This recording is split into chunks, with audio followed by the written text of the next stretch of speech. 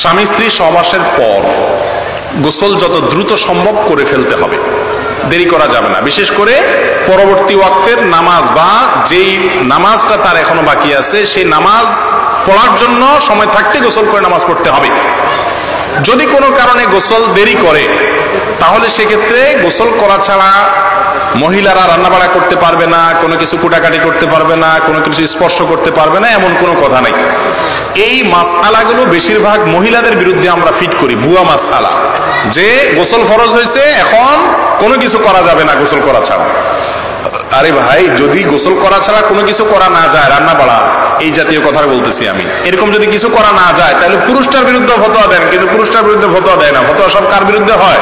ওই বেচারি মহিলার বিরুদ্ধে। শাশুড়িরা ফতোয়া দেয়, ননদরা ফতোয়া দেয়, জালরা ফতোয়া দেয়, ঠিক না? ঠিক, এগুলো ভুল। গোসল ফরজ হলে দ্রুত গোসল করা উচিত, কিন্তু গোসল আমি আধা ঘন্টা পরে, 1 ঘন্টা পরে, 2 ঘন্টা পরে করব, এখন সময় আছে আমার হাতে, তারপর নামাজ পড়বো, এটা যদি কেউ করতে চান সেটাও তিনি করতে পারেন। উত্তম হলো এরকম করতে চাইলে একটু উজু করে নেবেন, তারপর অন্য যে কোনো কাজ করবেন বা ঘুমাবেন। বিশেষ করে রাতে অনেক সময় দেখা যায় ঠিক আছে ফজর ডাক দিয়ে গোসল করবো, করেন, কিন্তু আপনি এই যে ঘুমাবেন 2-4 ঘন্টা, একটু উজু করে নিয়ে ঘুমাইলে সেটা ভালো। উজু ছাড়াও যদি ঘুমান গুনাহ হবে না, হয়তো উত্তমের খেলাফ হলো, জাস্ট এইটুকু।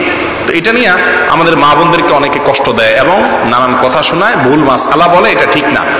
বরং নারী পুরুষ সকলের জন্য একই মাসআলা যে গোসল ফরজ হলে দ্রুত গোসল করাটা ভালো।